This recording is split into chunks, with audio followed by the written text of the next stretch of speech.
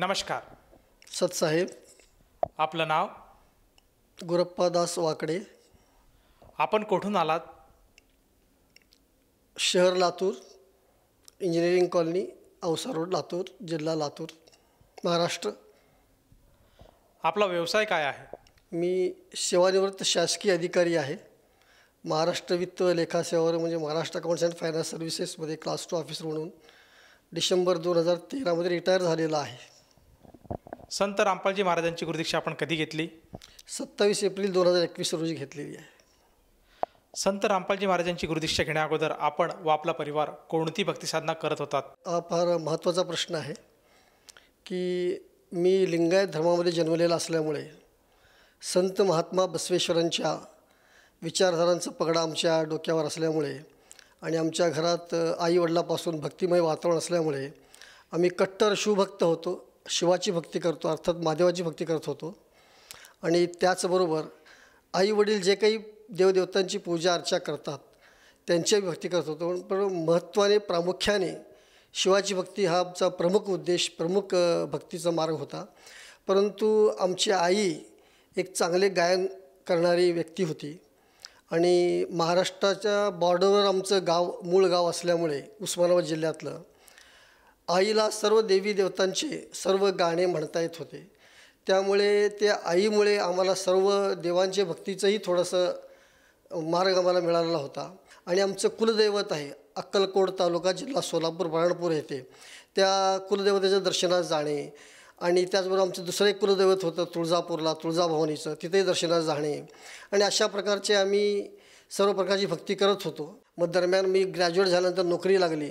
मग नोकरीच्या ज्या ज्या गावी गेलो त्या त्या गावी देवी देवतांची पूजा, दररोज सकाळी उठल्यानंतर लिंगपूजा करायचं आणि त्या मंदिरात जाऊन दर्शन घ्यायचं आणि पुढचा आमचा कार्यक्रम चालू राहायचा. आणि अशा प्रकारे करत असतानाच आम्ही मग आमचं लग्न झालं. परत आम्ही धर्मयात्रा केली आणि त्याचबरोबर आम्ही महाराष्ट्रातले सर्व संत, साईबाबा आहेत म्हणा, साईबाबाच्या दर्शनाला मी बऱ्याच वेळा गेलो. शेवक गजानन महाराजांच्या दर्शनाला गेलो. संत गोंदवलेकर महाराज आहेत सातारा जिल्ह्यात, त्यांच्या दर्शनाला गेलो. सर्व धर्मग्रंथांचं वाचन केलं. संत महात्मा बसवेश्वरांच्या सर्व ग्रंथांचं वाचन केलं, पारायण केलं. ओम नमः शिवायचे 108 मंत्र जप मी बरेच वर्ष केले. मी 4 धाम यात्रा केली. 4 धाम यात्रेमध्ये ज्योतिर्लिंग 12 ज्योतिर्लिंगाचं दर्शन घेतलं आणि त्याच्यानंतर दररोज त्या म्हणजे 120 दिवसाचा प्रवास झाला. गंगा स्नान केलं, अलाहाबाद प्रयाग स्नान केलं, 7 वेळा समुद्रात जाऊन स्नान केलं आणि अशा प्रकारे भक्ती आम्ही करत आलो. सर, आता तुम्ही जो उल्लेख केला आहे की आपण अगदी बालपणापासूनच भक्तिमार्गात होतात आणि महाराष्ट्रामध्ये नव्हे तर भारतातले जेवढे पण देवी देवता आहेत, जे काही हिंदू धर्मामध्ये देवी देवतांना मान्यता आहेत, या सर्वांची आपण साधना केली, आराधना केली आणि अतिशय भाविक स्वरूपात आपण अगदी म्हणजे वयाचे अगदी रिटायरमेंटपर्यंत आपण भक्तिमार्गातच होतात. तर मग आपल्याला आज असं का जाणवलं की आपण संत रामपालजी महाराजांच्या मार्गात पदार्पण करावं आणि तुम्ही त्यांच्या मार्गात कसे काय आलात? मला बालपणापासून चिकित्सा होती, ओढ होती की प्रत्यक्ष परमेश्वर कोण आहे, सृष्टिकर्ता कोण आहे, हे जग कोण चालवतो आहे, सूर्यचंद्र वेळेवर कसे चालतात, हे जगनियंता कोण, हे कोण चालवतं, हे कुठं राहतात, का भेटत नाहीत, असं आम्हाला वाटत होतं. मी योगायोगानं लोकशाही चॅनल लावला. त्या दिवशी लोकशाही चॅनल लावल्यानंतर संत रामपालजी महाराज मला दिसले. अत्यंत साधेसुधे वेशभूषातले संत दिसले. थोडंसं ऐकावं अशा प्रकारची इच्छा निर्माण झाली म्हणून मी एक 10-20 मिनिट ऐकत गेलो. ऐकत 10-20 मिनिट झाल्यानंतर तिथे एक शब्द आला. लोकशाही चॅनल मराठीमध्ये होता. त्यांनी म्हटलं की 3 देवांची जो भक्ती करेल त्याला मुक्ती नाही मिळणार, असं त्यांनी म्हणाले. अरे म्हटलं, हा फार गूढ प्रश्न सांगतात महाराज, हे कोण असतील असं सांगणारे, हे खरं सांगतायत का, शंका निर्माण झाली. ऐकत राहिलो. आम्ही तरी महादेव भक्त होतो, बसवेश्वरांची आचरण करत होतो. मग दररोज सत्संग ऐकण्याचा निश्चय केला. का तर हे काहीतरी वेगळं सांगतायत, आमच्या प्रश्नाचं उत्तर मिळेल का. सत्संग ऐकता ऐकता मला त्याच्यामध्ये त्यांनी असं प्रमाण दिला की गीता अध्याय 15 मध्ये की 1 ते 4 आणि 16-17 श्लोकामध्ये असं प्रमाण दिलं की प्रभू प्रमाण दिला. मला जे हवं होतं ते उत्तर इथं मिळालं असं मला 100% खात्री पटली. का? प्रत्यक्ष परमेश्वर कुठेतरी आहे. प्रभू प्रमाणामध्ये तरी सांगितलं ब्रह्म परब्रह्म आणि पूर्णब्रह्म. पूर्णब्रह्म रचयिता ह्या पूर्णब्रह्म सर्व सतलोकात राहतो अशा प्रकारची माहिती दिली. पुन्हा आणखीन एकदा ऐकताना ऋग्वेद मंडल 9 सूक्त नंबर 96 16 ते 20पर्यंत अशी माहिती दिली की परमात्मा साकार आहे. साकाराचं प्रमाण त्याच्यात मला पाहायला मिळालं, ऐकायला मिळालं. मला डोळे भरून पाणी आले. अत्यंत आनंद वाटलं की माझ्या प्रश्नाचं उत्तर मिळालं.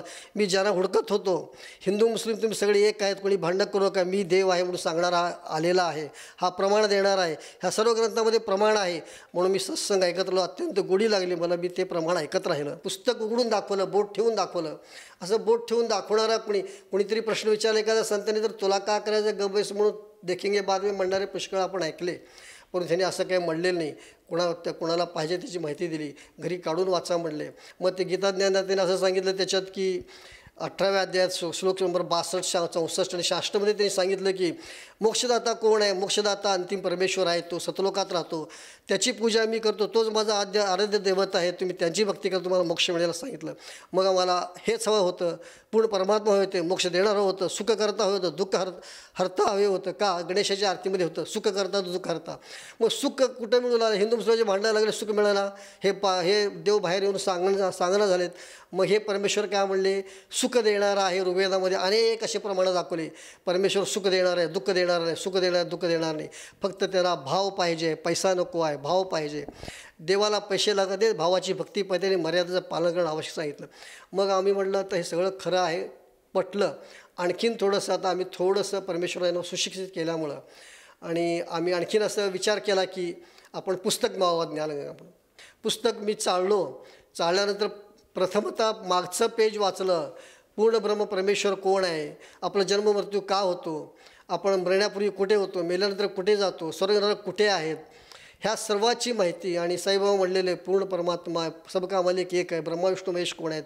जग कोण चालवतो? सृष्टीची रचना कशी आहे? सृष्टीचे रचनाकार कोण आहेत? सृष्टी रचण्यासाठी हे कालनिरंजन भगवान सृष्टी कसं चालवतो? ब्रह्मा विष्णू महेशच्या माध्यमातून त्यांनी चालवतो हे कळालं. मग त्याच्यानंतर मी काय केलं? मग एवढं पुस्तक वाचून थांबू नये म्हणून जगण्याचा मार्ग गेलो. ज्ञानगंगा पुस्तक 2दा वाचलं. मग एवढं प्रमाण असताना आपण का खोटं समजायचं ह्याला म्हटलं. आणि सर्व त्यांनी म्हणतात की माझ्या मनातलं काही सांगत नाही. सदरू अंपालजी महाराज म्हणतो पुस्तक वाचून बघा तुम्ही. मग आम्ही जगण्याचा मार्ग वाचला. ते दोन्ही पुस्तकं वाचल्यानंतर आमची खात्री पटली की मोक्षदाता हाच परमेश्वर आहे आणि तो जिवंत आहे आणि तोच जग चालवतो, तो जग नियंता आहे आणि तो सृष्टी रचता आहे, तोच मोक्ष देऊ शकतो. दुसरे कुठलेही परमेश्वर आम्हाला मोक्ष देऊ शकत नाही याची खात्री पटली. मग आम्ही दिनांक 27/4/2021 रोजी प्रथम नामदीक्षा आम्ही घेतली. आणि नामदीक्षा घेण्यापूर्वी आणखीन थोडीशी खात्री केली पूर्णगुरूची ओळख व्हावी म्हणून. महाराष्ट्रातल्या 22 अनुभवी लोकांना म्हणजे ज्या ज्ञानगंगा पुस्तक आहे आणि जगण्याचा मार्गमध्ये अनुभव लिहिलेले आहे. खरंच हे अनुभव खरे आहेत का? ती काही माणसं जिवंत आहेत का किंवा नाहीत? ते बोलतील का आपल्याला? नंबर खोटे आहेत का? याची खात्री केली मी. तर महाराष्ट्रातल्या 22 भक्तांना मी फोन केलो. नेपाळमधल्या 3 भक्तांना मी फोन केलो. एकूण 25 भक्तापैकी 25च्या 25 मला सदू रामपालजी महाराज आशीर्वादानं फोनवर भेटले आणि सगळ्यांनी सांगितले जो भी कुछ लिखा है हर एक अक्षर सही है, कुछ भी गलत नहीं है. हम गलत है, हमारा अक्षर भी गलत निकाला तो परमात्मा हमारा क्या करना वो देख लेगा. तुम भी नाम ले लो, बहुत अच्छा हो जाएगा म्हणले. मग त्यातल्या त्यात एक मैनालीमध्ये एक शहर आहे वाटतं नेपाळमध्ये. मग त्यांनी एक राजनैतिक पक्षाचे अध्यक्ष होते. त्यांनी म्हणले की मी राजनैतिक पक्षाचा अध्यक्ष आहे, भरपूर सुख माझ्याकडे दिलेलं आहे, परंतु मी सर्व सोडून मी भारतातल्या रामपालजी महाराजांचं भक्ती करतो आहे. का? तर ते पूर्ण ब्रह्म परमेश्वर आहेत, सुखदाता आहेत. अत्यंत आमचं मन भरून आलं, खरं वाटलं. आम्ही त्यांची भक्तीच करायला चालू केलो. हे सांगताना मन गदगदून येते, भारावून येते. सर, जसं आपण सांगत आहात की संत रामपालजी महाराजांचं जे ज्ञान आहे हे आपण सर्वप्रथम टी व्ही चॅनलच्या माध्यमातून ऐकलं. त्याचप्रमाणे त्यांचं जे ज्ञानगंगा, त्याचप्रमाणे जगण्याचा मार्ग हे पुस्तकसुद्धा आपण मागून घेतलं आणि त्याचंसुद्धा आपण अध्ययन केलं.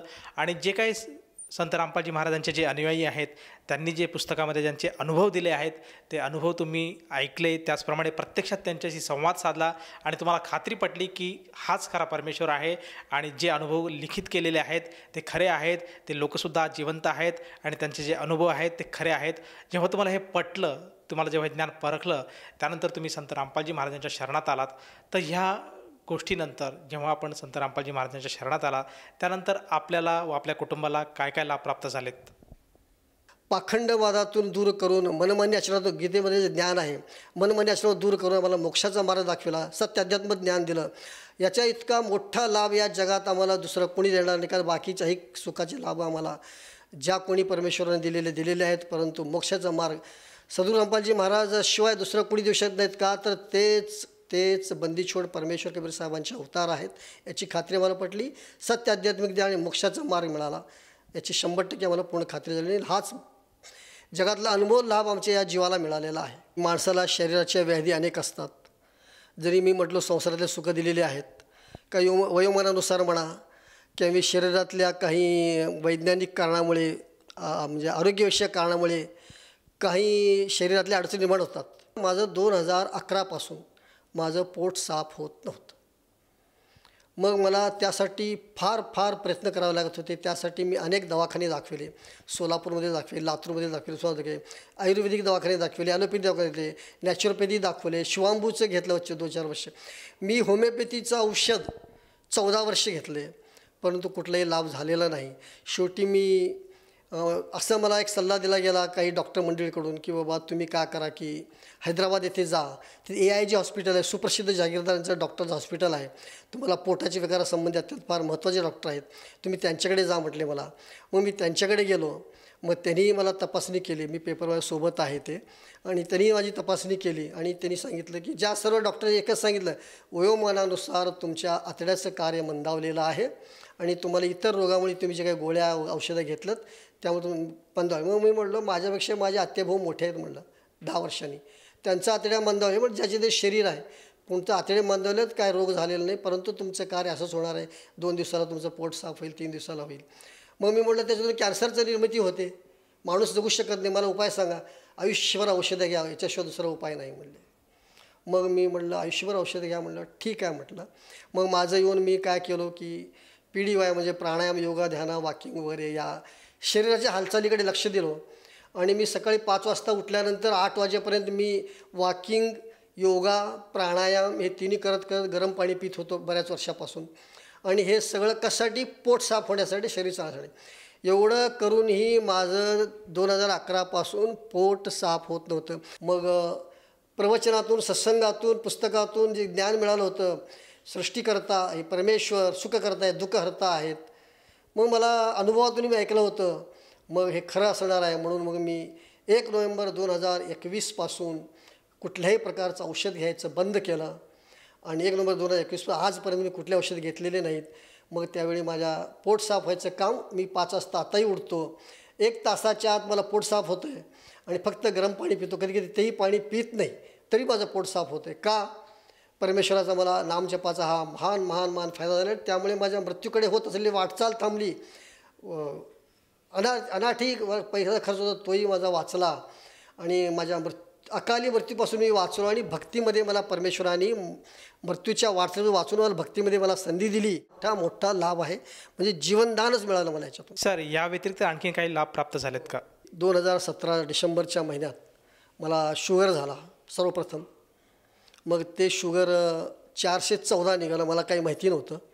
मग ते असंच कमी जास्त होतं, कधी 220 होत होतं, कधी 250 होत होतं, कधी 300 होत होतं, त्याच्या खाली कमी जास्त होत होतं.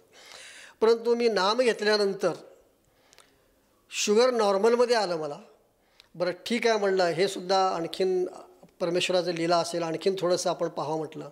मग मी नाम घेतल्यानंतर जूनमध्ये कबीर साहेब प्रकट दिवस होता. सतलोक कीर्तनाश्रम इंदोरमध्ये गेलो आम्ही. तिथं सर्व गोड पदार्थ खाल्ले मी. तिथे तुपात जळलेले जिलेबी, तुपात तळलेले बुंदी लाडू खाल्लो, चहा पिला साखरेचा, अगोदर काही खात नव्हतो. मग अर्धी गोळी चालू होती मला. मग सर्व खाल्लो आणि येताना त्यांनी मला प्रसाद दिला. प्रसाद दिल्यानंतर बुंदी लाडू मी फक्त एकटेच 8 दिवस खाला. आणि 10व्या दिवशी जर मी शुगर तपासणी केली तर 129 आफ्टर पोस्ट बिल निघालं आणि पूर्वीचं 89 निघालं. म्हणजे नॉर्मलपेक्षा कमी निघालं. डॉक्टरने मला विचारलं तुम्ही काय केलं काका, एवढं कशामुळे कमी झालं? म्हटलं मला काय माहिती नाही आणि तुम्हाला काय सांगून उपयोग नाही आहे. तेव्हापासून आजपर्यंत माझं शुगर नॉर्मलमध्येच आहे. हे परमेश्वराचा फार मोठा महान लाभ आहे मला. ऑगस्ट 1986पासून मला सर्दीची ॲलर्जी आहे. इतका महान भयंकर राहिलेलं जे की 14 वर्ष होमिओपॅथी औषधं कुठले होते सर्व पॅथी मी मला मागे सांगितल्यासारखे सर्व पॅथीमध्येच औषध घेतलेलं आहे. मग ऑगस्ट 1986 पासून सर्दीचा त्रास म्हणजे काय, मी आत्महत्या करावं या शब्दापर्यंत पोहोचलेला होतो. दररोज मला एवढ्या शिंका येत होत्या, 1000 शिंका येत होत्या, 1000पर्यंत मोजलं, पुढच्या मोजल्या नाहीत मी.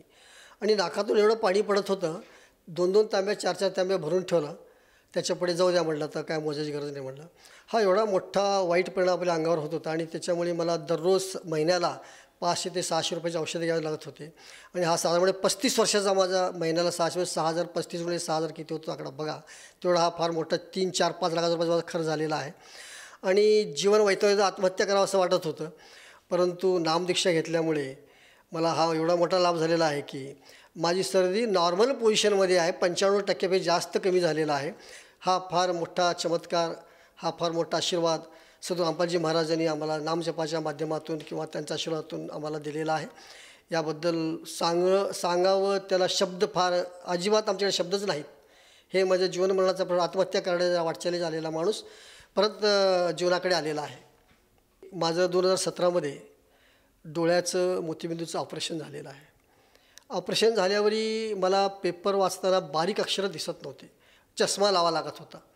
परंतु नामदीक्षा घेतल्यानंतर असा एक मोठा लाभ झाला मला, मी आजही 15-20 मिनिट 25 अर्धा तास पेपर चष्मा न लावता वाचतो. कुठल्याही प्रकारच्या अडचणीने बारीकातले बारीक अक्षरसुद्धा मला दिसतात. हा फार मोठा दृष्टीदोष परमेश्वराने माझा दूर केलेला आहे. सर, जसं आपण आज संत रामपालजी महाराजांच्या सद्भक्तीत आलात आणि त्यानंतर जेव्हा आपण ही भक्ती स्वीकारून गुरुमंत्राचा जाप केला, त्या जापाद्वारे आपल्याला बऱ्याच मोठ्या प्रमाणात आज आपण लाभांची गिनती आमच्यासमोर मांडली, हे ऐकून आत्मा गदगद झाला. तर आपल्या ह्या लाभातून, आपल्या ह्या अनुभवातून आपण आपल्यासारखे जे गरजवंत आहेत, परमेश्वराचा शोध करत आहेत, जे दुःखी आहेत, कष्टी आहेत आणि जो श्रोतावर्ग आज प्रामुख्याने आपल्याला TV चॅनलच्या माध्यमातून बघत आहेत, या सर्वांसाठी आपण काय संदेश द्याल? फार महत्त्वाचा प्रश्न आहे. जगताचे कल्याण करणारे परमेश्वर कबीर साहेब बंदीछोड आहेत. त्यांच्या रूपात बंदीछोड रामपालजी महाराज अवतरलेले आहेत. त्यांचं सत्संग ऐकणं अत्यंत आवश्यक आहे. आणि त्यांनी सत्संगातून जे सृष्टीरचनेचं प्रमाण सांगतात, सृष्टीरचना कोण आहे, सुखकर्ता कोण आहे, दुःखहर्ता कोण आहे, आणि सर्व प्रमाण देऊन दाखवलेलं आहे.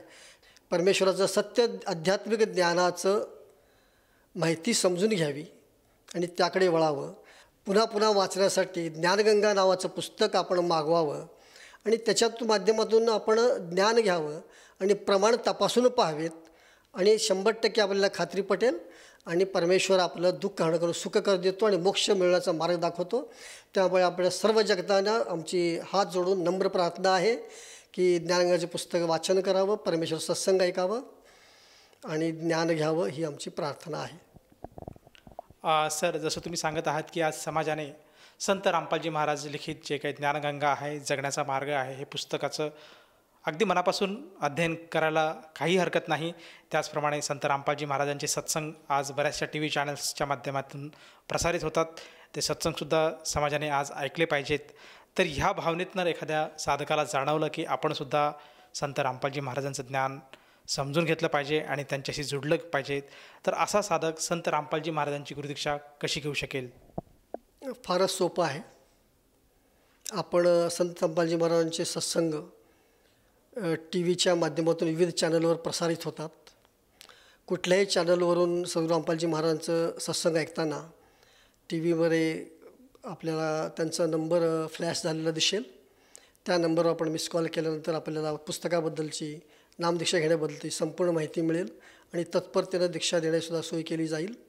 त्यामुळं जगतानी कोणत्याही माध्यमातून आपण परमेश्वरापर्यंत पोहोचावं, जगद्गुरू रामपालजी महाराजपर्यंत पोहोचावं, ही अशी आमची प्रार्थना आहे. सर, संत रामपालजी महाराजांच्या नामदीक्षेसाठी साधकाला किती पैसे मोजावे लागतात? सर, फार महत्त्वाचा प्रश्न विचारला आपण. जगातल्या सर्व मंदिरामध्ये पैसे लागतात. VIP दर्शन आहे, 500, 1000, 2000. काही संतांची पादपूजा करायला 50,000, लाख, 2 लाख, 4 लाख, 5 लाख येतात. 5 वर्षांनी नंबर येतो. पण सद्गुरू रामपालजी महाराजांचं सत्य आध्यात्मिक ज्ञान घेऊन मोक्ष मिळवण्यासाठी एक दमडीही लागणार नाही, एक नया पैसाही लागणार नाही. निःशुल्क नामदान आहे. आणि त्यासोबतच आपल्याला भक्ती पुस्तक दिलं जातं. त्या पुस्तकातसुद्धा आपल्याला नित्यनियमाची माहिती आहे. निःशुल्क आहे. कोणीही त्याबद्दल कुठल्या प्रकारे शंका बाळगण्याचं कारण नाही. मीच नाही, असे असंख्य लाखो भक्तांनी निःशुल्क नामदान घेतलेलं आहे. कुठेही कसंही तपासून बघा, आपण तुम्हाला 100% खात्री पटेल. धन्यवाद. सत साहेब. संपूर्ण विश्वामध्ये 500 पेक्षा जास्त नामदीक्षा केंद्र आहेत जिथे निशुल्क नामदीक्षा दिली जाते. निशुल्क नामदीक्षा प्राप्त करण्यासाठी आणि अधिक माहितीसाठी संपर्क करा 7030303951 7030303952. अद्वितीय आध्यात्मिक ज्ञान वाचण्यासाठी, पाहण्यासाठी आणि ऐकण्यासाठी संत रामपालजी महाराज ॲप अवश्य डाउनलोड करा किंवा आमची वेबसाईट www.jagatgururampalji.org वर विजिट करा. आम्हाला सोशल मीडियावर फॉलो करा. सर्व पवित्र धर्मांच्या पवित्र शास्त्रांवर आधारित प्रमाणित अनमोल पुस्तक ज्ञानगंगा किंवा जगण्याचा मार्ग यापैकी कोणतेही एक पुस्तक निशुल्क मागवण्यासाठी आपण आम्हाला आपले पूर्ण नाव, पूर्ण पत्ता, पिनकोड आणि फोन नंबरसह लिहून 7030303951 किंवा 7030303952 या नंबरवर SMS करू शकता किंवा 7030303950 या नंबरवर व्हॉट्सअप देखील करू शकता.